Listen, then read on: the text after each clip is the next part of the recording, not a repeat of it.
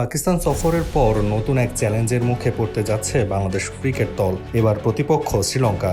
সদ্য ঘোষিত সূচি অনুযায়ী 13 জুন দ্বীপদেশটিতে পা রাখবে টাইগাররা। 3 সংস্করণেই হবে লড়াই। টেস্ট দিয়ে শুরু, শেষ হবে টি-20 ম্যাচ দিয়ে। শ্রীলঙ্কা সফরের শুরুটা হবে গলে, যেখানে 17 জুন শুরু হবে প্রথম টেস্ট ম্যাচ। এরপর কলম্বোতে 25 জুন মাঠে করাবে দ্বিতীয় ও শেষ টেস্ট।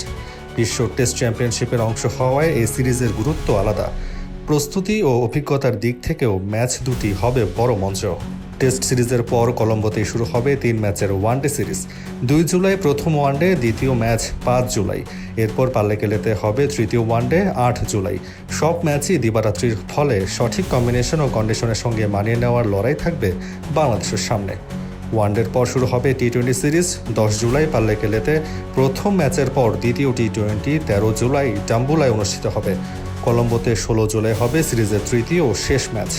এই সিরিজের মাধ্যমে সফর শেষ করবে বাংলাদেশ দল। এই সফর হবে টানা আন্তর্জাতিক ব্যস্ততার অংশ।